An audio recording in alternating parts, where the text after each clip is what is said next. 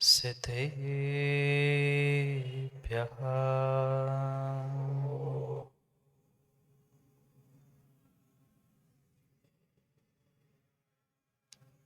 श्रीमत्परं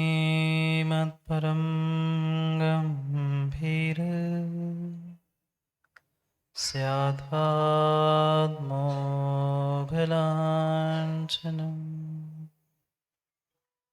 जीयात्रैलोक्यनाथस्य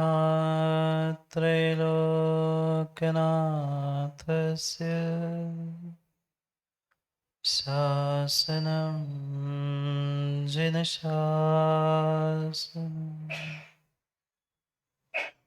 जय मङ्गलभूताणं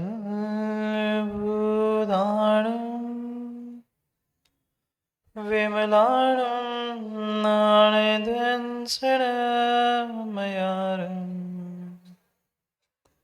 तैलोयसेयाणम् नमोऽसि विसिताणम् नमो हरिहन्ताणम् नमो सिद्धाणं नमो आयर्याणम् नमो वत्सायाणम् नमो लोये सर्वसाहुरम्।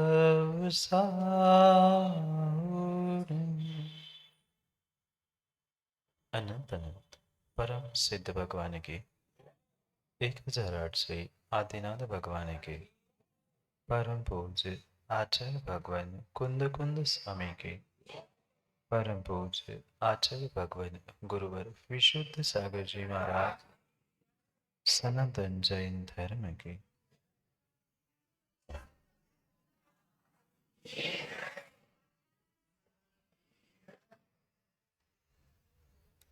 अंतिम निर्देश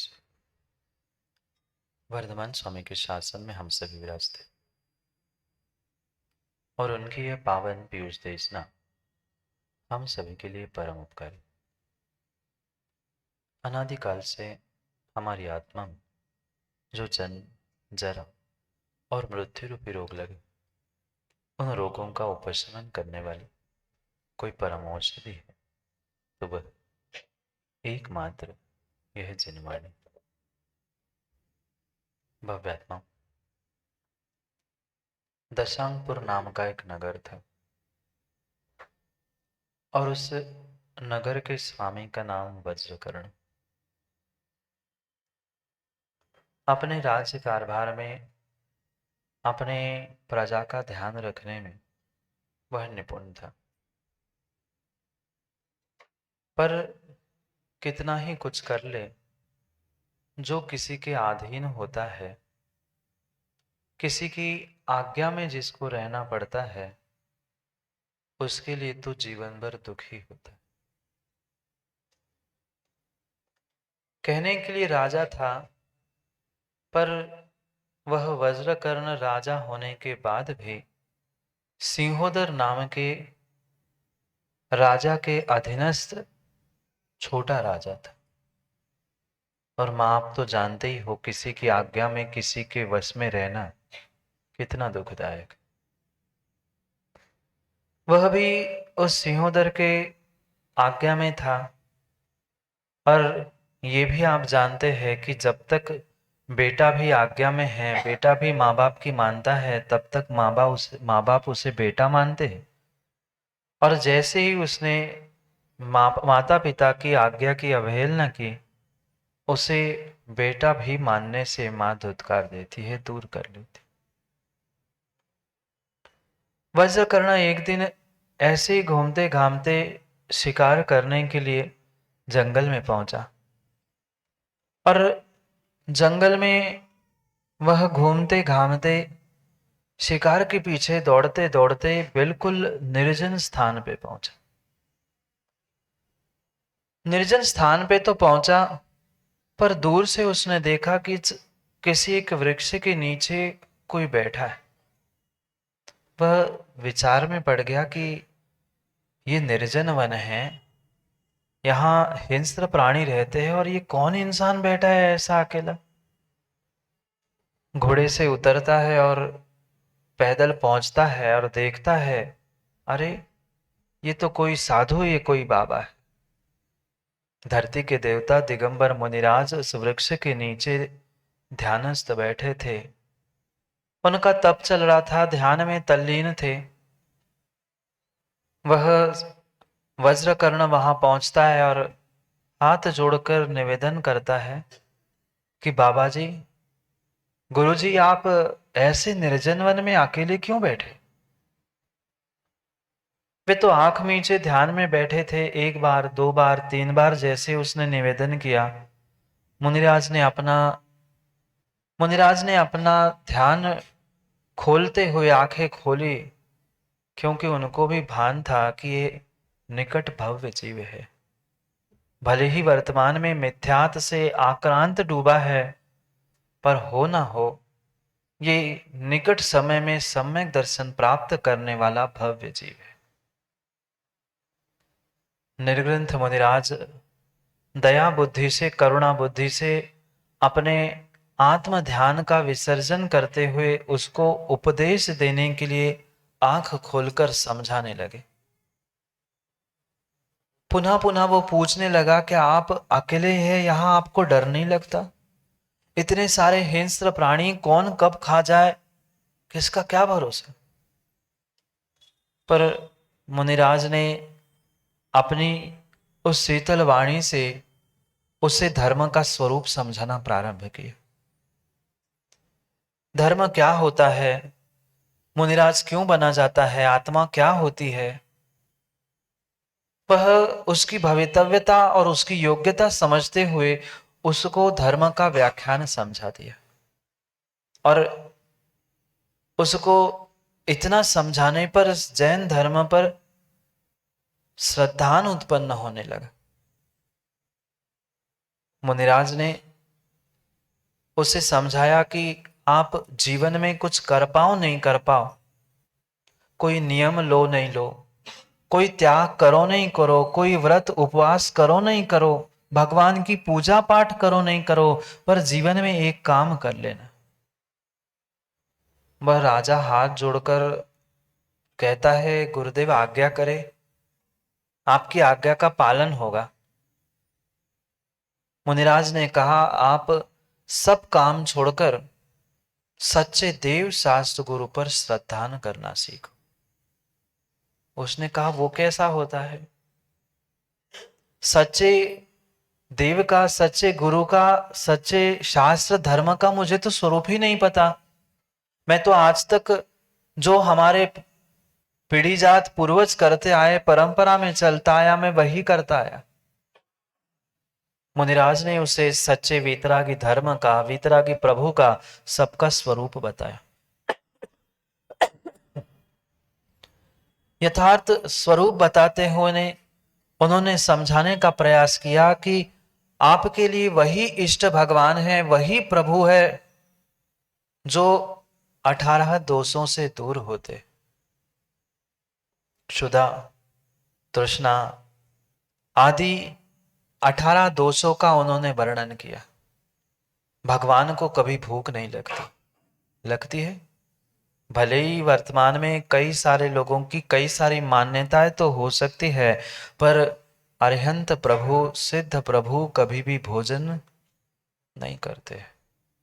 ना उन्हें भूख लगती है, ना प्यास लगती है, ना कोई उनके भीतर विस्मय, भय आदि कोई दोष होते ही नहीं है। वह राजा भी पूछने लगा, सिंहोदर भी वज्रकर्ण भी पूछने लगा कि ऐसा भी कोई हो सकता है कि जिसको भूख नहीं लगती, प्यास नहीं लगती, डर नहीं लगता, भय नहीं लगता? मुनिराज कहने लगे, हाँ बिल्कुल, वही इंसान जो इन सभी दोषों से उभर जाता है, इन सभी दोषों से ऊपर उठ जाता है, उसका ही नाम परमात्मा होता है। जन्म के समय तो वह इंसान के रूप में ही जन्मता है, पर अपनी तपस्या, अपनी साधना, अपना ज्ञान और अपने क्षयोक्षम से वह परिपूर्ण रूप से परमात्मा और भगवत्ता को प्राप्त करता है। क्योंकि शायद आपने भी माताओं कई बार पढ़ा होगा उस आप्त का सच्चे देव का स्वरूप आगम ग्रंथों में पढ़ा होगा ना। आप तो पढ़ गए हो। उस शास्त्र का भी स्वरूप पढ़ा, आगम का स्वरूप पढ़ा। आगम में सच्चे देव सच्चे गुरु सबका सबका निर्मल जी हमने स्वरूप तो पढ़ा, पर निर्मल श्रद्धा प्राप्त नहीं कर पाए। कहीं ना कहीं श्रद्धा में कमी रही, कहीं ना कहीं श्रद्धा में खोट रही, जिस कारण से ऐसे खोटे पंचम काल में आकर दुख भोगना पड़ा। दुखी नहीं है ना? दुखी नहीं है ना? दुखी नहीं है ना? भले ही यहाँ ऐसे कर लेना, पर घर में जाकर अपने आप से पूछ लेना, दुखी नहीं है ना? आप सबकी मुंडी ऐसी हो गई। बिल्कुल किसी दूसरे के झिझक में आकर सत्यताओं को धुटलाने का माओ प्रयास मत करो, क्योंकि जितने जीव यहाँ बैठे हैं कोई दूध का धुला जय कुमार जी नहीं बैठा बैठा है, नहीं बैठा।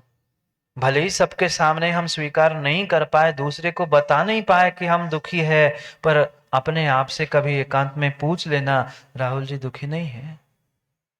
सब है, सुख के साधन धन संपत्ति मकान सब कुछ समय समय पे हमें मिल रहा है, भोजन पानी, पर फिर भी जिस सुख की चाह है, जैसी सुख हम चाह रहे, जैसी शांति चाह रहे, शायद किसी के पास नहीं। क्यों? क्योंकि कहीं ना कहीं हमारी श्रद्धा में, हमारे समर्पण में कमी है।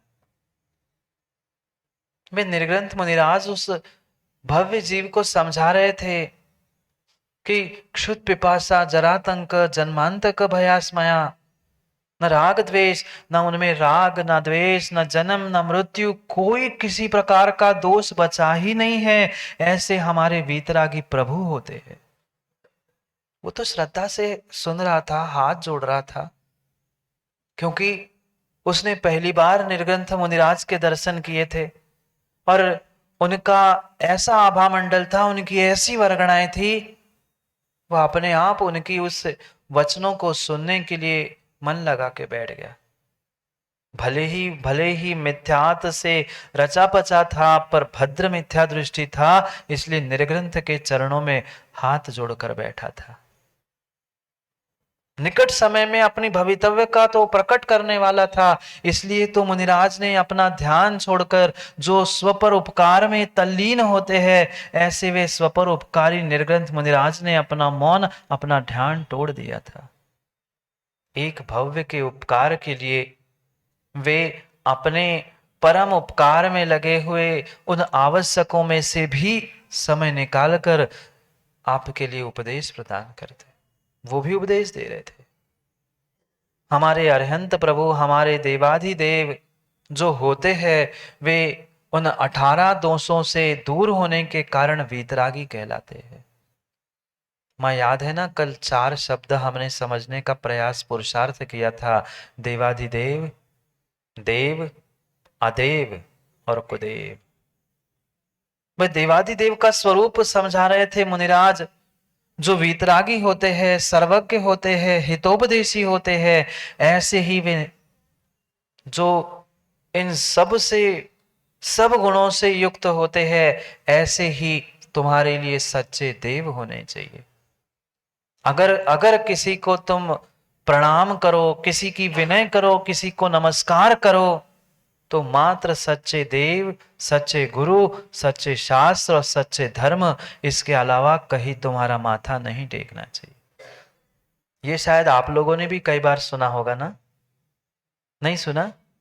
कई बार सुना, हमने भी सुना, पर उस जीव ने ऐसा सुना, ऐसा सुना, ऐसा सुना कि तत्क्षण में उसने गुन लिया, तत्क्षण में उसने निर्णय कर लिया कि प्राण जाए पर मैं गुरु के वचनों को कभी भी धुतकारूंगा नहीं, क्योंकि इसकी भवितव्यता निकट थी, उसका संसार बहुत अल्प बचा था।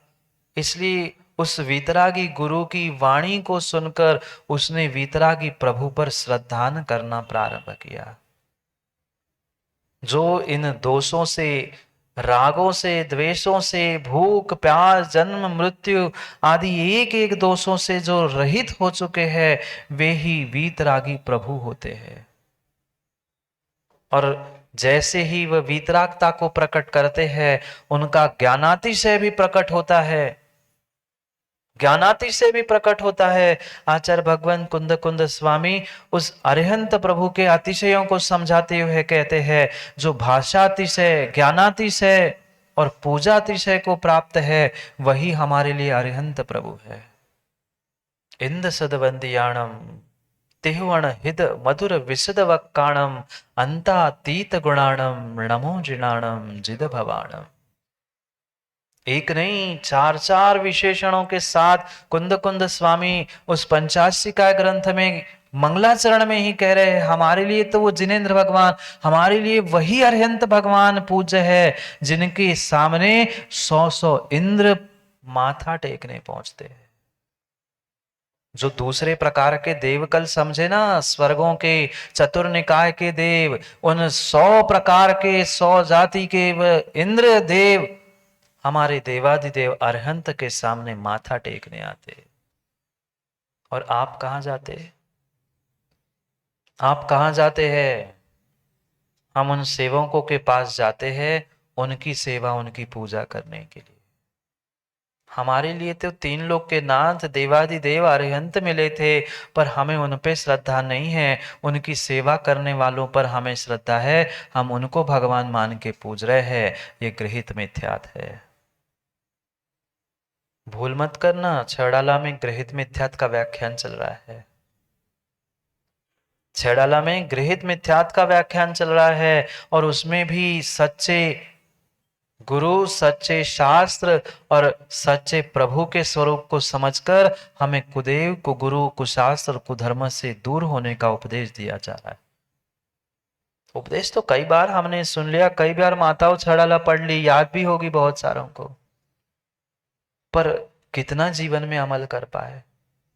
कितना जीवन में अमल कर पाए? जिनके चरणों में साक्षात स्वर्गों के देव आ रहे हैं, नमस्कार कर रहे हैं, उन भूत और व्यंतरों को आज पूज रहे हैं। जाके देख लेना, जाके देख लेना। जो सबसे पहले भगवान पर कलश डालने वाले हैं सचिन, वे ही दूसरों के दर पर सबसे पहले ताली बजाते, आरती निकालते और चादरा चढ़ाते मिलते हैं। एक दूसरों को मत झाको, अपने स्वयं के परिणाम परिणति को झांक लो, और जो जो आज तक भूल की है उनको याद कर लो। पता नहीं कितने देव, कितनी देवी, कितने क्या और किन किन को पूज कर हम खुश हो रहे थे। हमने तो पूजन कर ली, हमने तो सब कुछ कर लिया, हमने कुछ नहीं किया। हमने कुगुरु, कुदेव और कुशास्त्र, कुधर्म का सेवन करते हुए गृहीत मिथ्यात को प्राप्त कर लिया, और एक समय में 1 लाख वैश्याओं का सेवन का पाप बांध दिया। एक बार मात्र एक बार माथा टेकने से, एक बार माथा टेकने से इतना घोर पाप लगता है। विश्वास मानना, विश्वास मानना। कोई एक सर्प डस जाए, कोई एक सर्प डस जाए, कोई शस्त्र अस्त्र से वार कर ले, तो तुम्हारा एक भाव नष्ट होता है। अगर तुम्हारी श्रद्धा ने कहीं इधर उधर माथा टेक लिया, तो कई भाव तुम्हारे नष्ट हो गए, ये पक्का मानना। कितनी कमजोर श्रद्धा है। कोई डराने आता है, कोई धमकाने आता है, कोई हमसे कुछ मांगने आता है, हम हाथ जोड़ के सीधे चले जाते हैं। सुनो उस वज्रकर्ण के बारे में, क्या उसकी श्रद्धा। मिथ्या दृष्टि जीव, मिथ्या दृष्टि जीव, जिसने कभी वीतरागी प्रभु को, वीतरागी गुरु को देखा ही नहीं था, एक बार देखा और सम्यक दर्शन प्राप्त कर लिया। क्या करें, हम रोज ही दाल बाटी खाते जय कुमार जी, हमें क्या कीमत है। हम रोज ही पकवान खाते हैं, हमें क्या मतलब। हमें रोज ही प्रभु और रोज ही गुरु मिलते हैं, हमें कहां से होगा सम्यक दर्शन। एक बार वीतराग गुरु के दर्शन कर लिए, उनका उपदेश क्या सुन लिया उस भद्र जीव ने, उस वज्रकर्ण ने, भीतर निर्णय करता गया कि बस अब तो मैंने खूब खूब मिथ्यात का पोषण कर लिया, अब मैं मिथ्यात का पोषण नहीं करूंगा। अगर ये मेरा माथा, ये उत्कृष्ट द्रव्य, मेरा उत्कृष्ट अंग कहीं झुकेगा तो मात्र सच्चे देव शास्त्र गुरु पर झुकेगा, उसके अलावा मेरा माथा झुकेगा। ऐसा कभी निर्णय आप लोगों ने किया? ताली बजा के माता अनुमोदना तो कर ली, ताली बजा के हमने उस वज्रकर्ण की तो अनुमोदना कर ली, पर कभी इतना कठोर निर्णय करके, अभी तो पूरा कथानक सुनोगे ना फिर समझ में आएगा, इतना कठोर निर्णय अभी आपके पास भी नहीं है। नहीं है, नहीं है अभी। अभी पहले सबकी मुंडी ऐसी ही होती है, थोड़ी समय में सब ऐसे ही होने लग जाए। नहीं है माता, रुको, धैर्य तो रखो, धैर्य रखो। पूरी कथा समझने आएगी ना तब समझ में आएगा कि कितना पक्का श्रद्धान है और कितना कमजोर श्रद्धान है। गमई तो नहीं खा पाते, समस्या तो यही है। जो कह रहे थे गम तो खाओ, मैंने कहा माताओं में गम हो तो क्या नहीं होता। गम खाने के चक्कर में ही तो पता नहीं कहां कहां माथा टेका है। गम ही तो नहीं है, दम ही तो नहीं है, श्रद्धा ही तो नहीं है। स्वरूप समझा रहे थे, स्वरूप समझा रहे थे कि भाई जो उन अतिशयों से युक्त है, पूजा अतिशय, संसार में इतनी बड़ी पूजा किसी की नहीं होती, 100 इंद्रों द्वारा पूजने वाला अगर कोई परमात्मा है तो वह अरिहंत परमात्मा है। एक नहीं, दो नहीं, तीन नहीं। आज कोई एक आध नेताजी आ जाए, बहुत सारे घूम रहे 6 तारीख के लिए, 6 तारीख के लिए बहुत सारे घूम रहे हैं। आते हैं सामने में, हाथ तो नहीं जोड़ते होंगे ना उनको जो आपसे आते हैं वोट देने के लिए, मांगते हैं, वोट मांगते हैं, सामने हाथ जोड़ के खड़े हैं, आप आशीर्वाद देते होंगे, हाथ नहीं जोड़ा होगा ना। सोचना, अभी अभी तो एक एक बात मैं आपकी मन की पूछ रहा हूं, क्योंकि पहले ही कहा था काने से ना कहियो काना, वो जे है रूट, धीरे धीरे पूछ लो कैसी गई है फूट। अभी तो बहुत कुछ पूछना और बहुत कुछ समझना बाकी है। घर में जो अनादि से संस्कारों के निमित्त से और वर्तमान के ग्रहित मिथ्यात्व के निमित्त से किस किस को पूछ डाला, कहाँ मूसल, कहाँ उंगली, कहाँ वो बीजना, कहाँ सूपा, कहाँ टोकनी, और कल की भूरी बिल्ली। ऐसी परंपरा है, ऐसी परंपरा है, ये जीवन तो हो रही है, ये बोध ही नहीं है ये क्यों सूपा पूजा जा रहा है। पता है किसी को? नहीं। क्यों बीजना पूजा जा रहा है? नहीं। क्यों मूसल पूजा जाता है? नहीं। पूजना पता है। क्यों क्यों दिवाली पर तुम वे कागज और स्टिकर चिपका के उनकी पूजा करते हो? पता है? नहीं। पता कुछ नहीं है, पर पते पे पहुंचोगे कैसे? पता ही नहीं है और पता ही नहीं, पता भी नहीं है और पता भी नहीं है, पहुंचोगे कहां? जो पते पे पहुंचना था, जिस एड्रेस पे पहुंचना था, वो पता ही पता नहीं है, किस पते पर पहुंचोगे? इस पते का पता है? इस पते का ही चेतन जी जीवों को पता नहीं है, पहुंचेगा कहां? कहीं नहीं, कहीं नहीं, कहीं नहीं पहुंच रहे हैं। यही तो समस्या है अविनाश जी। बेचारा ना घर का ना, बेचारा कह रहा हूं, आपकी थोड़ी कही मैंने। अब जो बेचारे हैं वो समझ लो ना। हम अपने सच्चे देवशास्त्र गुरु पर श्रद्धान कर पा रहे हैं ना, इधर के बचे ना, पूरे मिथ्यात्व में डूबकर उस मिथ्यात्व के कारण अनादि मिथ्यात्व को छोड़ने का पुरुषार्थ कर पाए। हम तो यही सोच रहे हैं, हम तो मंदिर जा रहे हैं, हम तो प्रभु के दर्शन कर रहे हैं, हम तो सम्यक दृष्टि है। मां जरूरी नहीं है, अभी मिथ्यात्व का खोटा उखड़ा नहीं है, अभी मिथ्यात्व का खोटा उगड़ा नहीं है, अभी मिथ्यात्व जड़ से निकला नहीं है। माँ एक क्षमिक सम्यक दर्शन है ना। बोलो ना, कितना ही कठोर नियम लिया हो, काबना सिद्धांत से ही बात कर ले, क्षयोक्षमिक सम्यक दर्शन होता है तो उसमें चलमला उगाड़ दोष और क्षयोक्षम तो ऊपर नीचे। आप बोलो ना, हमारा तो कठोर निर्णय है, कुछ भी हो जाए हम तो मिथ्यात्व का पोषण करेंगे नहीं। अब ऐसी हो रही, अब स्थिर हो गई, अब न ऐसी हो रही ना। अभी और थोड़ा सा रुक जाओ, फिर सबकी ऐसी एक साथ कर जाएगी। क्या करें, हम अपनी भूल को स्वीकार ही नहीं करना चाहते। हमने जो सोचा है, हमने जो समझा है, हमने जो किया है, हमें ये लगता है कि हम ही सर्वश्रेष्ठ और हमने सब कुछ कर लिया है। अभी बहुत बहुत दूर है मंजिल, परमात्मा बनने की नहीं, परमात्मा बनने की नहीं। अभी सम्यक दर्शन प्राप्त करने की भी मंजिल बहुत दूर है। मैं किसी को मिथ्या दृष्टि नहीं कर रहा हूं, बिल्कुल नहीं कह रहा हूं, बिल्कुल नहीं कह रहा हूं, अपनी परीक्षा आप करो। ये परीक्षा करने के लिए मैं कसौटी बता रहा हूं, ये परीक्षा पत्र है। स्वयं परीक्षा दो, स्वयं स्वयं का निर्णय कर लो कि मैं कितना पानी में हूं, मेरी श्रद्धा कहाँ है। अगर मिथ्यात का खूंटा नहीं उखड़ा है, पंचम काल में क्षायिक सम्यक दर्शन होगा ना, पंचम काल में मां क्षायिक सम्यक दर्शन होगा ना, फिर कैसा कठोर निर्णय है।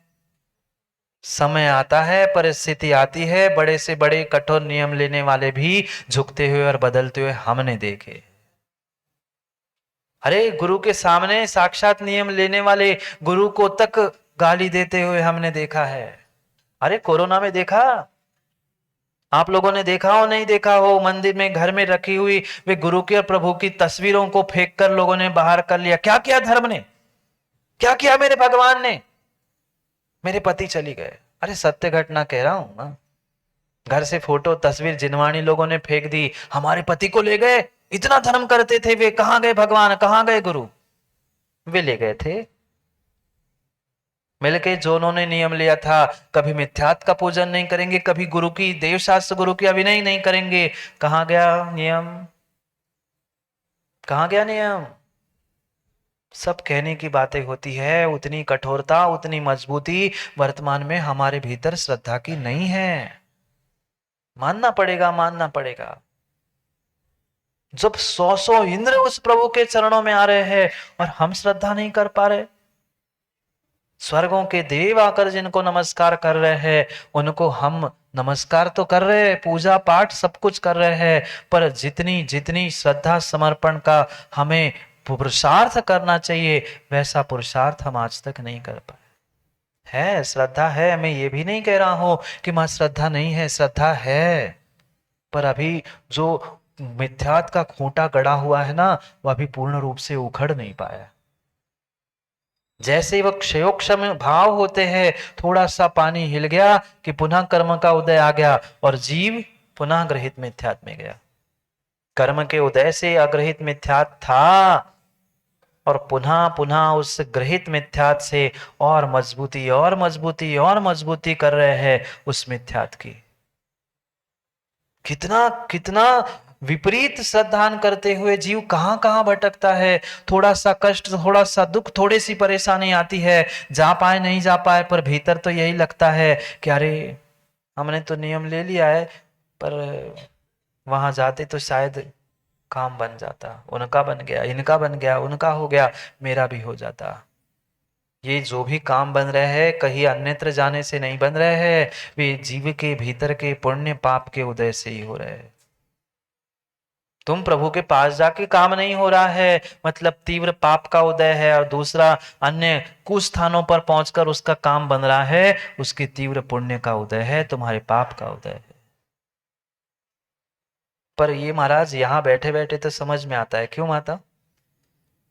यहाँ बैठे बैठे तो सब समझ में आता है, फिर आपको क्या महाराज, आपको तो सब बना बनाया मिलता है, हमें तो कह दो ना माँ, घर चलाना है, आपको तो सबको चलाना है। यहां भी समझो और घर में भी जाकर पक्का निर्णय करके समझो, अनादि की भूल को सुधारने का प्रयास करो।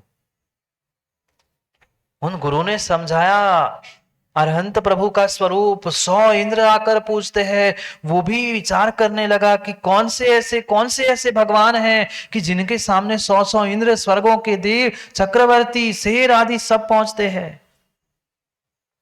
उसने प्रभु को देखा नहीं, प्रभु की मूरत को देखा नहीं, मात्र और मात्र गुरु के उपदेश से उस प्रभु की मूरत पर प्रभु कर श्रद्धान कर बैठा। और हम अन्यत्र दिखावा, चकाचौंध और दुनिया भर की वह रूप रंग देखकर हम उन मिथ्यात पर श्रद्धान कर बैठते हैं। जैसा जैसा जैसा पुरुषार्थ करोगे वैसा वैसा फल मिलेगा। पक्का है, जैसा पुरुषार्थ अनादि से किया था वैसा आज फल मिल रहा है, और आज जो किया है उसका फल कल अवश्य मिलेगा। इसलिए बचने का प्रयास करो उन कुदेव को गुरु और कुशास्त्र से।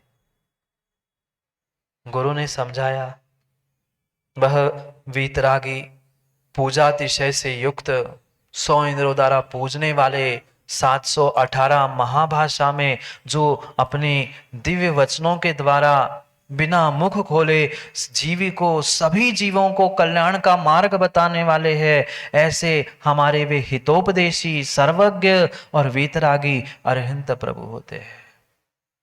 किसी भी प्रकार से उन वीतरागी प्रभु में राग द्वेष नहीं होता, किसी प्रकार से राग द्वेष नहीं होता। वे तो जीवों के पुण्य के नियोग से वह एक स्थान से दूसरे स्थान पर विहार करते पहुंचते हैं। ये पक्का मानना, ये भगदलपुर विदिशा के उन जीवों का, यहाँ के एकेंद्रीय जीवों का भी अगर पुण्य का उदय नहीं होता तो यहाँ शीतलनाथ भगवान के 4 कल्याणक नहीं हुए होते। आज हम मात्र अनुमोदना कर रहे हैं, उस बातों को समझकर अपने आप को आह्लादित कर रहे हैं कि देखो हम ऐसी भूमि पे रहते हैं जहां 4 कल्याणक हुए। उस समय के जीवों के पुण्य के बारे में सोचो कि जो साक्षात उन्होंने भगवान के वे 4 कल्याणक देखे होंगे। उन जीवों के बारे में सोचो, उन्होंने 4 कल्याण भगवान के साक्षात देखे। हमारे सामने साक्षात कल्याणक को प्राप्त होने वाले भगवान नहीं, कल्याणक नहीं, पर कम से कम कल्याणक भूमि है, फिर भी हम कल्याण नहीं कर पाए। हमसे गए बीते कौन? फिर भी हम मिथ्यात्व नहीं छोड़ पाए, हमसे गए बीते कौन? विचार करो। वह पुण्यात्मा के नियोग से उनका विहार, उनका उपदेश, उनका सब कार्य होता है। ऐसे वे अरिहंत प्रभु होते हैं। ये मात्र सुनने से ही उस वज्र कर्ण को ऐसी श्रद्धा हुई, ऐसा ऐसा उसका श्रद्धा का, ऐसा कर्मों का पता नहीं कैसा परिणमन हुआ। उसने तुरंत वहां पर संकल्प किया, नियम किया कि हे गुरुदेव, अभी तक मैंने सच्चा स्वरूप जाना ही नहीं था। मेरे सामने जो जो आता था मैं उसे ही असली स्वरूप मानता था, और मैं उसे ही अपना मानते हुए मैं उसे ही पूजता था। कभी रागी, कभी द्वेषी, कभी किसी के परिग्रह के साथ, कहीं अंतरंग बहिरंग परिग्रह के साथ रहने वाले उस इष्ट को मैंने अपना इष्ट माना था। पर मैंने समझा है कि वास्तव में इष्ट कौन है और कैसा है। क्योंकि कुदेव, कुगुरु और कुशास, कुधर्म से अगर जीव नहीं बचेगा तो ग्रहित मिथ्यात से वह बचने वाला नहीं है। और ग्रहित मिथ्यात उस पत्थर पे खींची हुई लकीर के समान है जिसे कई भव लगेंगे छूटने के लिए। ऐसे कर्म का आश्रयबंध जीव करेगा जिसको छुड़ाने के लिए, भोगने के लिए कई भव भी कम पड़ेंगे। उस कुदेव का स्वरूप यहां छेड़ाला में दौलत राम जी समझा रहे। पढ़ते हैं पहले उनकी पंक्तियों को, फिर उन कुगुरुओं को, कुदेवों को छोड़कर वज्रकर्ण ने क्या किया वो भी समझते। पढ़ते हैं पहले उस 10वें छंद की आखिरी पंक्ति और 11वें छंद की पहली पंक्ति को, जहां कुदेवों का स्वरूप कहने का प्रयास किया गया। जिनको याद है वे साथ पढ़े, अन्यथा श्रद्धा से हाथ जोड़ के सुनने का प्रयास करें। जे राग द्वेष मल कर मलिन, वनिता गजादि जुत चिन्ह चिन्ह, ते है कुदेव तिन की जुसेव, सठ करत न तिन भव प्रवण छेव। किसे कुदेव कहा? क्या स्वरूप है? जो हमारे लिए वीतरागी, हितोपदेशी और सर्वज्ञ होते हैं, वो हमारे लिए सच्चे देव थे। और उनसे विपरीत जो कुछ भी था, जो कुछ भी था, वह परिपूर्ण रूप से मिथ्या था। और ये था कुदेव का स्वरूप। क्योंकि देवादिदेव हमने समझा, देव जो 4 प्रकार के हैं वो भी समझे। अदेव, जिन तालों, शटर, गला, मूसल आदि की आप लोग पूजा करते हैं, वे अदेव समझे। और ये है कुदेव, जिनमें देवत्व की शक्ति तो है, देव बनने की शक्ति तो है, वह जीवत्व की शक्ति भी है, पर फिर भी विपरीत रूप से है। फिर भी विपरीत रूप, विपरीत भेष, विपरीत क्रिया, विपरीत क्रियाओं के साथ होने से उन्हें कुरूप दिया गया है, कुदेव का स्वरूप बताया गया है। क्या कहा? जे राग द्वेष मल करि मलीन। जो राग द्वेष से युक्त है वे ही दूसरे को हराने का, जिताने का, मारने का, काटने का, बचाने का, शाप देने का, वरदान देने का प्रयास करते हैं। जिसमें राग द्वेष नहीं है वे कभी कभी किसी को शाप नहीं देते, किसी को वरदान भी नहीं देते। कभी हाथ उठाकर आपके भगवान ने आशीर्वाद दिया? अविनाश जी कितने वर्ष हो गए पूजा करते करते? 30, 30, 40, 40 वर्ष हो गए। कौन से मंदिर में पूजा करते? कौन से मंदिर में पूजा करते? महावीर भगवान के सामने ना। तो अभी तक 40 वर्ष में महावीर भगवान की प्रतिमा ऐसे से ऐसी हुई? हुई? नहीं हुई। प्रतिमा तो छोड़ दो, जो अरिहंत समोसरण में भी बैठे हैं वे भी कभी हाथ उठाकर आशीर्वाद नहीं देते। देखी कभी समोसरण में भगवान की ऐसी मूर्त? नहीं, वे देते ही नहीं है, न शाप न वरदान।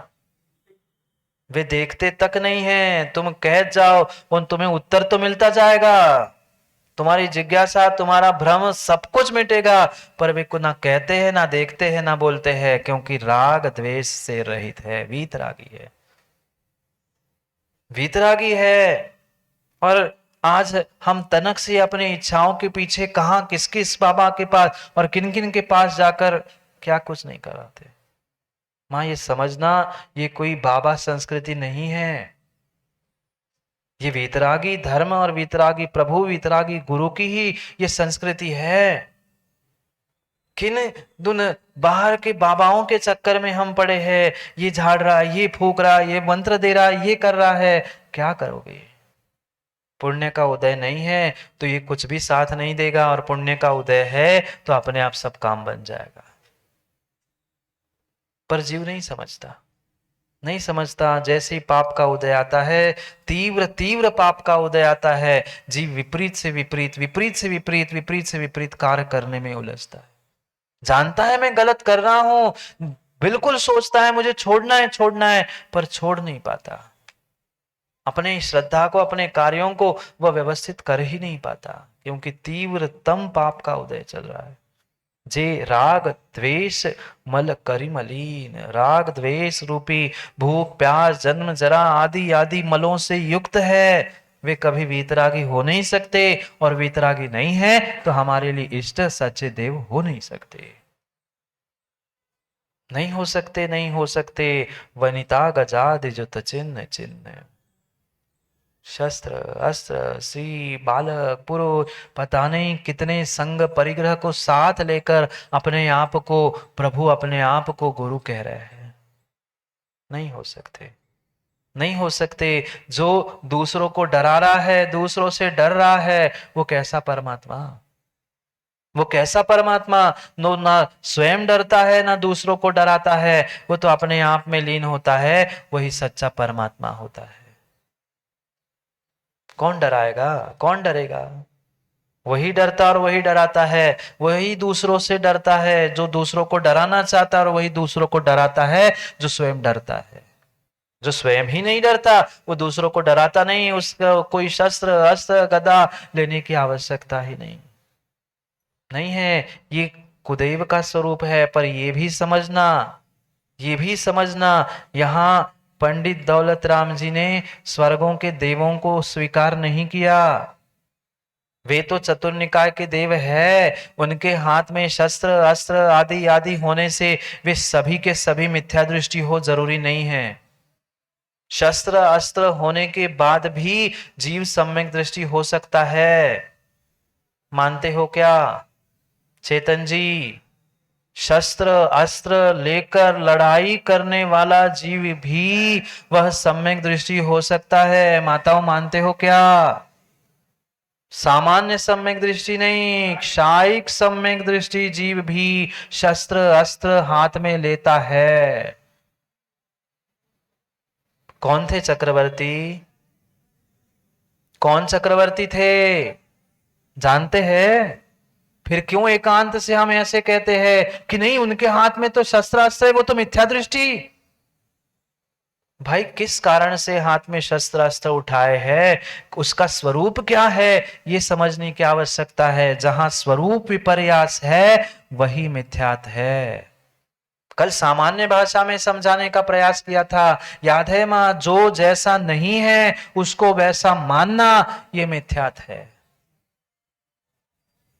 अगर शस्त्र अस्त्र लेने वाले जीवों को तुम परमात्मा मानकर पूज रहे हो, चक्रवर्ती की भी भगवान मानकर पूजा कर रहे हो, तो आप मिथ्या दृष्टि हो सकते हो, अन्यथा नहीं। वे स्वर्गों के देवों ने ली है, पर अगर शासन रक्षण के लिए ली है तो वे मिथ्या दृष्टि हो जरूरी नहीं है। जरूरी नहीं है। किस कारण से ली थी चक्रवर्ती ने हाथ में शस्त्र अस्त्र? क्यों लड़ने के लिए खड़ा हुआ था? भले ही उसका नियोग था, पर फिर भी शाही सम्यक तो साथ में था। कुछ भी कर लो, कुछ भी कर लो, वे संकल्पी हिंसा का मात्र त्यागी था, वो विरोधी हिंसा का भी त्याग उसका नहीं था। क्या करे, क्या करे? जीवों ने विषयों को समझाई नहीं, आगम के वास्तविक स्वरूप को समझाई नहीं। एकांत को पढ़ा, एक पंक्ति पढ़ी, देखो देखो यहाँ लिखा है वनिता गजादि जो तो चिन्ह चिन्ह जिनके पास है ना, वे सब मिथ्या दृष्टि। स्वर्गों के सभी देव मिथ्या दृष्टि नहीं है। मैंने कल भी कहा था, जो स्वर्गों के देव सच्चे देव शास्त्र गुरु की सेवा कर रहे, रक्षा कर रहे, आराधना कर रहे हैं, वे कभी भी मिथ्या दृष्टि हो नहीं सकते। ऐसे भी जीव है, ऐसे भी जीव है स्वर्गों के, ऐसे भी देव है। अभी अष्टानिका आएगी, सब काम छोड़कर पहले प्रभु की वंदना करने के लिए, भगवान की पूजा करने के लिए पहुंचेंगी। स्वर्गों के देव नंदीश्वर द्वीप पहुंचते हैं, 8वें द्वीप पहुंचते हैं, और हम मंदिर तक नहीं पहुंच पाते। क्या करें, क्या करे, क्या करे? फिर तो माताओं, अगर हम पूर्ण रूप से इस एक पंक्ति से ही सभी मिथ्या दृष्टि कुदेवों का हम लक्षण मान लेंगे, तो सब माताएं मिथ्या दृष्टि हो गई। नहीं हुई? आप हो कि नहीं मिथ्या दृष्टि? फिर रोज तो, रोज नहीं आता हाथ में, रोज तो चक्कू छुरी होती ही होती है। सुबह 2 घंटे मिथ्या दृष्टि, फिर शाम को सम्यक दृष्टि। फिर ऐसी परिभाषा करो ना, जो गदादि चिन्ह चिन्ह बेलन मुदगर नहीं उठता हाथ में, कभी कभी तो वह किसी और पर भी तो, वही कह रहे हैं। मैंने तो वो शादी कही, बाकी आप खाने वाले और वो भेजने वाले तो आप सबको सब पता ही है। हाँ, कभी कभी रोटी पर आटे पे चलने वाला बेलन हवा में भी तो चलता है। फिर किसके लगता है वो उसका पुण्य पाप है, पर हवा में भी कभी कभी चलता है, वाइपर भी चलता है और झाड़ू भी चलती है। फिर तो मिथ्या दृष्टि हो गए ना, फिर तो मिथ्या दृष्टि हो गए ना। नहीं है। गदादि जुत चिन्ह चिन्ह, ये एक उपलक्षण मात्र कहा है, सर्वथा नियामक लक्षण नहीं है मिथ्या दृष्टि का। ऐसा होने पर आप उसे अगर परमात्मा मान रहे हो तो वह मिथ्यात है, अन्यथा नहीं है, अन्यथा नहीं है। जीव स्वरूप को, सम्यक मिथ्यात को समझ ही नहीं पा रहा। घंटों घंटों नहीं, घंटों घंटों नहीं चेतन जी, जीवन भर अगर उसका व्याख्यान कर ले तो कम पड़ जाएगा। इतना वर्तमान में सम्यक और मिथ्यात को लेकर प्रयास है कि नहीं? है। मात्र क्रियाओं को, निर्मल जी ने कहा ये सम्यक ये मिथ्यात, मात्र क्रियाओं से नहीं, तुम्हारी मान्यताओं से सम्यक मिथ्यात होता है। मान्यता से सम्यक मिथ्यात होता है, चाहे क्रिया हो, आगम हो, देव हो, गुरु हो, धर्म हो। जैसी विपरीत मान्यता वैसा ही वह मिथ्यात माना जाता है, वैसा ही वह मिथ्यात माना जाता है। वनिता गदाद गदादि जुत चिन्ह चिन्ह। फिर क्या निर्णय हुआ मां? सुबह आप मिथ्या दृष्टि और शाम को सम्यक दृष्टि? नहीं, ये बहिरंग लक्षण है। आत्मभूत लक्षणों तक पहुंचने का प्रयास करो ना। ये तो बहुत बाहर का अनात्मभूत लक्षण था। आत्मभूत लक्षण, आत्मभूत तक, भीतर तक व्यक्ति पहुंचना ही नहीं चाहता। उसने शस्त्र उठा लिया, वो मिथ्या दृष्टि हो गया। नहीं है। जो सच्चे देव शास्त्र गुरु की आराधना सेवा में लगा है वह आयतन है, चाहे इंसान हो, चाहे तिर्यंश हो, चाहे मनुष्य हो, वे सभी आयतन हमारे लिए, सम्यक दृष्टि जीव के लिए श्रद्धा का विषय है, पूजने का नहीं। दोनों बातों में भिन्न भिन्न रूप से समझना। श्रद्धा का विषय भिन्न है, जय जिनेन्द्र करने का विषय भिन्न है, और पूजने का, परम पूज्य मानने का विषय भिन्न है। परम पूज्य मान के मत पूजो, पूज्य मान के मत पूजो, पर एक सम्यक दृष्टि है। उस सम्यक दृष्टि जीव को क्या मां आचार्य भगवंतों ने जघन्य पात्र नहीं कहा? पढ़ो रणसार जी में कुंद कुंद स्वामी स्पष्ट रूप से कहते हैं, जो सम्यक दृष्टि जीव है वह जघन्य पात्र की श्रेणी में आता है। कोई व्रत नहीं, कोई नियम नहीं, कुछ नहीं है, पर मात्र चतुर्थ गुण स्थानवर्ती सम्यक दृष्टि जीव एक चौथे तीसरे पात्र यानी जघन्य पात्र की श्रेणी में आता है। 4 प्रकार के दान उसे देने योग्य है कि नहीं निर्मल जी? नहीं है ना? ऐसा ऐसा ही है। मात्र यही कहते हो कि सब जगह कहते हो? यही कहते हैं महाराज जी। महाराज जी तो यही कहते हैं। हम जैसे कहे सो कहे, महाराज जी तो यही कहते हैं, सही कहते हैं। हम जैसा माने माने, पर सही तो यही है। वह एक सम्यक दृष्टि भी जब जघन्य पात्र है, तो क्या हम तिर्यंश और देवों को भी सम्यक दृष्टि मानकर उसे भले ही दान देने की हमारी योग्यता नहीं है, क्या उस वह पात्र नहीं मान सकते? हम क्यों उन्हें मिथ्या दृष्टि मान रहे हैं? क्यों मिथ्या दृष्टि घोषित कर रहे हैं? दूसरे को मिथ्या दृष्टि घोषित करने से पहले मां अपने स्वयं के सम्यक की रक्षा करो तो कल्याण होगा। दूसरे को मिथ्या दृष्टि कहने से काम बनने वाला नहीं है। नहीं है। हम अपने सम्यक की रक्षा करें, दूसरों की विराधना करते हुए, जीव तत्व की विराधना साधना करते हुए हम अपने अश्रद्धा का, मिथ्यात्व का परिचय दे रहे हैं, अन्य कुछ नहीं कर रहे। सामने वाला जो है सो है राहुल जी। हम अपनी तो परीक्षा कर ले, हम कौन हैं, हम कैसे हैं, हमारी श्रद्धा प्रदीप जी कैसी है, ये सोचे, ये विचार करे, पर नहीं कर पा रहे हैं। ते है कुदेव तिनकी जुसे, ऐसे देवों को देव मान रहा है, ऐसे विपरीत परिणति वालों को देव मान रहा है। वह जुसेव सठ करत न निज भव भ्रमण। क्या कहा? ऐसे कुदेवों को मानने वाले को क्या कहा? पढ़ो ना पुनः एक बार पंक्ति। ते है कुदेव तिनकी जुसेव, आगे क्या कहा? किसे कहा? षट का मतलब, षट का मतलब मूर्ख, मूढ़। कौन? वह षट षट करत न तिन भव भ्रमण छे। वह षट है, मूर्ख है, मूढ़ है, जो ऐसे कुदेवों की सेवा में लीन है। भूल रहा है, भूल रहा है, भूल रहा है, उनकी सेवा करने से मेरा भव भ्रमण बढ़ने वाला है। न न तीन भव भ्रमण छे, भव भ्रमण का छेद करने की उसकी भाव ही नहीं है। इसलिए तो उलझा है बेचारा उस गृहित मिथ्यात्व में प्रतिदिन प्रतिदिन प्रतिदिन। अगर तनक भी, थोड़ा सा भी कहीं माथा टेकने के भाव हो रहे हैं तो पक्का मानना तुम गृहित मिथ्यात्व में डूबने वाले हो। बच लो, बचा लो, अपने आप की रक्षा कर लो। जाते जाते कहीं हाथ जोड़ने की भाव हो रहे, कहीं कुछ करने के भाव हो रहे हैं, पक्का है अभी तुम्हें भव भ्रमण से, भवों के दुखों से डर नहीं लग रहा, भयभीत नहीं हो, उससे बचने का पुरुषार्थ करने के भाव ही नहीं हो रहा है। थोड़ा सा लोभ, थोड़ा सा भय, थोड़ा सा स्नेह जैसे ही सामने दिखता है व्यक्ति पिघल जाता है। एक नहीं, दो नहीं, 100 मूड वाला भी अगर तुम्हारे सामने सचिन तलवार लेके आए, मैं गर्दन काट लूंगा, मुझे नमस्कार कर, कभी मत करना, कभी मत करना, कभी मत कर लेना। वो कहेगा ठीक है मैं नष्ट कर दूंगा, और कह देना ठीक आपको करना है, मेरा एक भाव चला जाए, पर तुम्हें मैं माथा टेक कर कभी भी किसी भी प्रकार से अपने भव भ्रमण को बढ़ाने वाला नहीं। कठोर निर्णय किया था उस वज्रकर्ण ने। जी गुरुजी आप कह रहे हो, आपकी बात मैंने मान ली, स्वीकार कर ली, जैसी आपकी आज्ञा। सम्यक दृष्टि जीव की यही पहचान होती है कि सबसे पहले वह गुरु आज्ञा को स्वीकार करता है, फिर जाकर काम करने के बाद वह विचार करता है।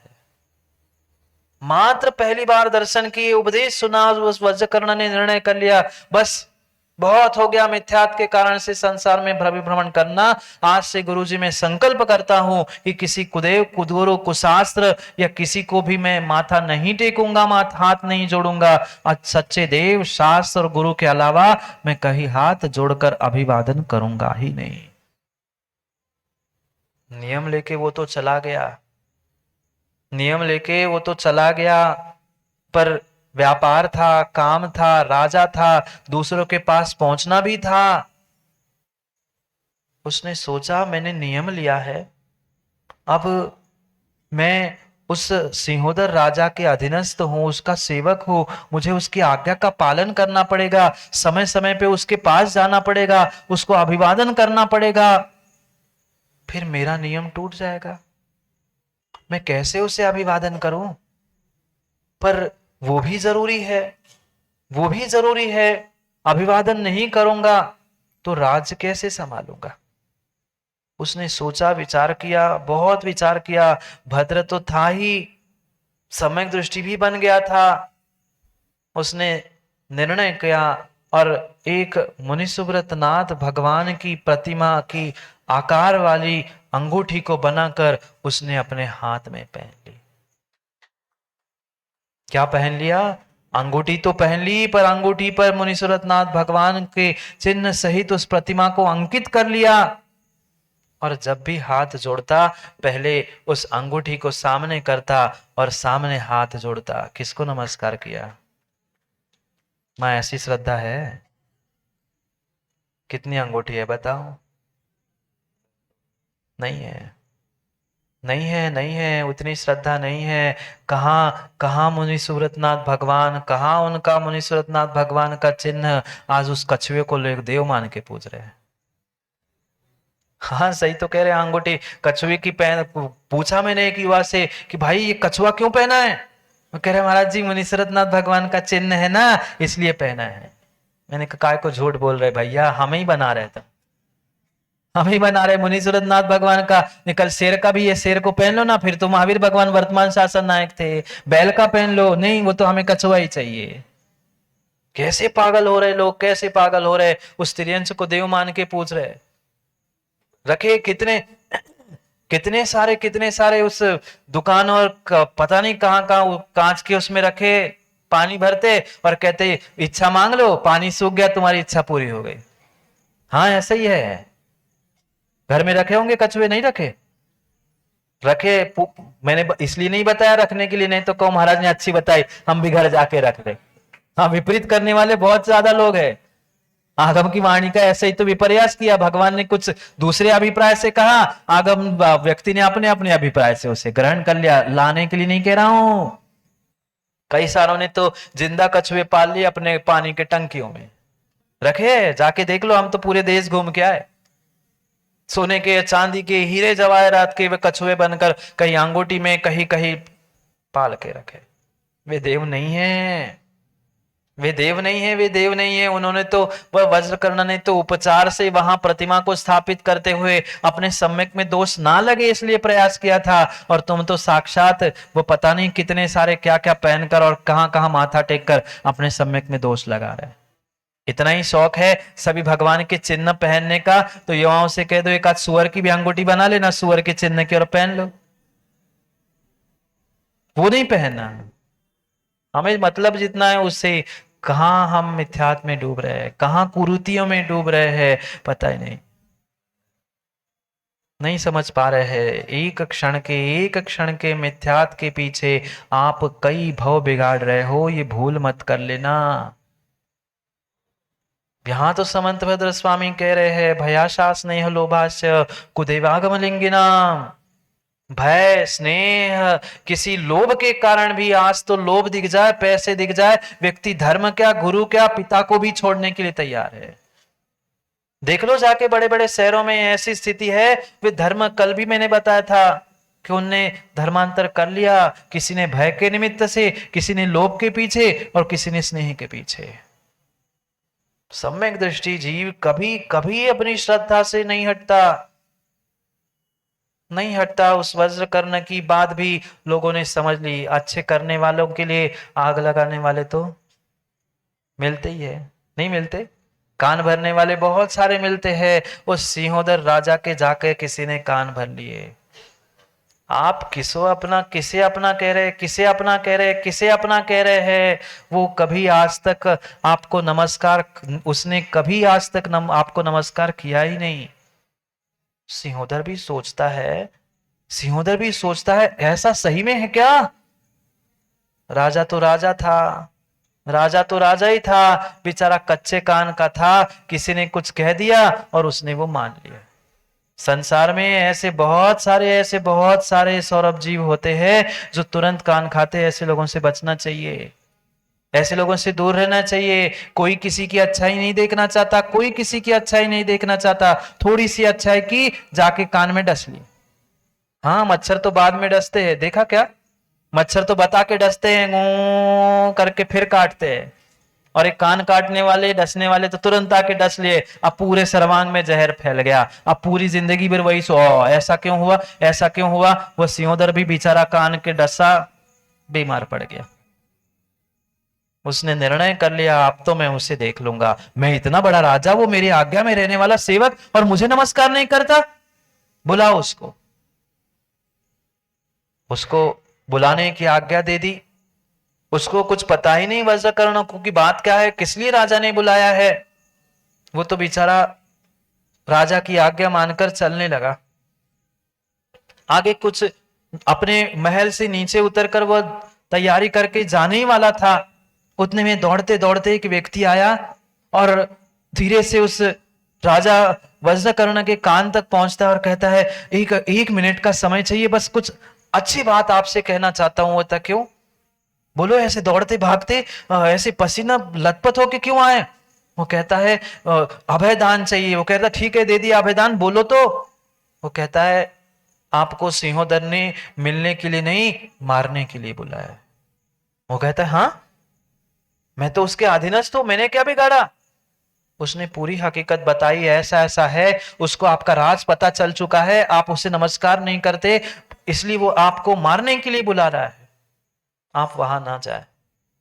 वो कहता है, मार दे सो मार दे, मेरा नियम पक्का है। मैं कुछ न किसी प्रकार से उसके सामने झुकने वाला नहीं हूं। पर ये तो बता, तुम्हें ये बात पता कैसे चली? ये अंदर की बात पता कैसे चली? बहुत सारे होते बाहर की तो पता ही नहीं रहते, अंदर की बात पहले ही खोज लेते। चोर होते हैं वो। उसने कहा, क्या करे, मैं तो चोरी करने गया था, एक वैश्या के प्रेम में मैं रानी के कुंडल को चुराने के लिए उनके नगर में, महल में पहुंचा था। रात में कल मैं वही था, वहां मैंने जैसे ही ये कानों में शब्द सुने, मैंने देखा, मैंने हूं तो मैं चोर, पर मुझे आप पे पता नहीं क्यों करुणा आ गई, क्यों दया आ गई। मैंने तभी राजा के शब्द सुने थे कि कल मैं उस वज्रकर्ण को बुलाकर मारने वाला हूं। मैं चोरी छोड़कर, सब छोड़कर आपके पास दौड़ के आया हूं। पता नहीं क्यों मुझे ऐसा लगा कि आप धर्मात्मा हैं, आप धर्मात्मा की रक्षा होनी चाहिए। वो कहता है, ठीक, कोई बात नहीं, कोई बात नहीं, उसे मारना है तो खूब मारे, पर यह भी पक्का है, अब मैं उसके यहां नहीं जाऊंगा, उसको आना है सो वो आ जाए। सिंहोदर को बात पता चल गई, वो उसने आने से मना कर दिया। सिंहोदर ने तैयारी की, उसको मारने के लिए डराया धमकाया, तू जल्दी आ जा नहीं तो मार दूंगा। पर वज्रकर्ण टस से मस नहीं हुआ। अभी कोई धमकी दे दे, अभी आपको कोई धमकी दे दे, आप बोलो, कठोर नियम, कठोर सम्यक दर्शन, सब पिघल गया महाराज। जैसे बर्फ पिघलने में समय नहीं लगता, ऐसे ही भाव बदलने में और हमारे नियम बदलने में कोई समय नहीं लगता। हाँ, तुरंत बदल जाते हैं। उन्हीं से फिर पूछते, महाराज जी इतनी तो छूट है ना, रात्रि भोजन नहीं करेंगे, पर विदिशा के बाहर तो पिघल गए, पिघल गए नियम, पिघल गए नियम, पिघल गए नियम। महाराज जी बाकी तो हमारा त्याग है, पर दवाई के रूप में तो खा सकते हैं। ये नियम का पिघलापन ही श्रद्धा की कमजोरी है। अब माता बोलो ना, कहाँ गई कठोरता, कहाँ गया वो कठोर नियम? क्या ऐसा ऐसा ऐसा श्रद्धान जो वज्रकर्ण के पास था, ऐसा श्रद्धान हमारे पास है? कोई डराने धमकाने आ जाएगा, कोई लोभ लालच देने आ जाएगा, तो तुरंत हमारा धर्म, हमारा ईमान, हमारा कुल सब बिक जाता है। बिकता है, बिकता है। अरे आप तो कितने अखबार, मोबाइल और क्या कुछ नहीं पढ़ते हो। हम तो जिनवाणी पढ़ते हैं, पर हम सब खबर रखते हैं। तनक में विमान बिक जाता है, कुल धर्म सब बिक जाता है। ये श्रद्धा की कमी है। बचो, कुदेवों से बचो, चाहे भय, स्नेह, लोभ, राग, कुछ भी सामने कुछ दिखाने आ जाए, क्योंकि पक्का मानना, अगर वो मारेगा, जैसा उसका कठोर निर्णय था वज्रकर्ण का, मारना है तो एन मार ले, खूब मार ले, पर्याय ही नष्ट होगी, एक भव नष्ट होगा। पर अगर मैं अपने सम्यक से च्युत हो जाऊंगा तो मेरे कई भव नष्ट हो जाएंगे। ऐसा निर्णय करके, विचार करके अपने सम्यक को पुष्ट करो, मिथ्यात्व को नहीं। समय हो गया, समय हो गया है निर्मल जी, समय हो गया है। किसका? पुष्ट करने का। पुष्ट करने का, शरीर को नहीं, अपनी श्रद्धा को, अपने सम्यक को पुष्ट कर लो। उस जीव ने एक बार जिनवाणी सुनी, एक बार गुरु के दर्शन किए, और पहली बार में सच्चे देव शास्त्र गुरु पर श्रद्धान किया। हम तुम्हारा आज रोज ही करत, आप तो रोज ही सुनाते हो, हम सुनते हैं यहाँ, खूब अच्छा सुनते, और जैसे ही बाहर गए कि छोड़ दिया, यही झटकार के चले जाते, जैसे धूल झाड़ के जाते, ऐसे यही का यही छोड़ जाते। जाओ, समझना है समय को, तो समय पे समय का ध्यान रखते हुए समय पर पहुंचने का प्रयास करो, क्योंकि पुनः समय मिले जरूरी नहीं है। नहीं है, उस वज्रकर्ण तो एक गुरु मिले थे, आपको समय, आने वाले समय के लिए अभी मिलने वाले हैं, अभी पक्का नहीं हुआ है। प्रदीप महामंत्री जी आ तो गए हैं, पर अभी कोई पक्का नहीं हुआ है कि रुक ही जाए। हाँ, नहीं तो सोच ले अब तो आ ही गए महाराज, बैठे ही जाएंगे, रुक ही जाएंगे।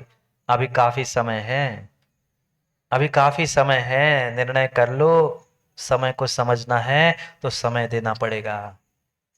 दुकानदारी घर गृहस्थी के लिए नहीं, वो तो देते ही आए हैं अपने आत्मा के लिए, परमात्मा बनाने के लिए, समय के लिए, समय के लिए समय देना होगा, तो ही समय काम में आएगा। कुछ नहीं चाहिए, मात्र समय, और समय चाहिए और कुछ नहीं। इसलिए तैयारी कर लो, तैयारी कर लो। कर ली? बाहर की नहीं, भावों की तैयारी कर लो, कि हमें भी जीवन के अच्छाई के लिए कुछ अच्छा निर्णय करना है, अच्छा श्रद्धान करना है, तभी हमारा जीवन अच्छा और सच्चा हो सकता है। करेंगे पुनः समय पर समय की बात को, क्योंकि समय पे किया गया काम समय को दिलाता है। बोली भगवान महावीर स्वामी।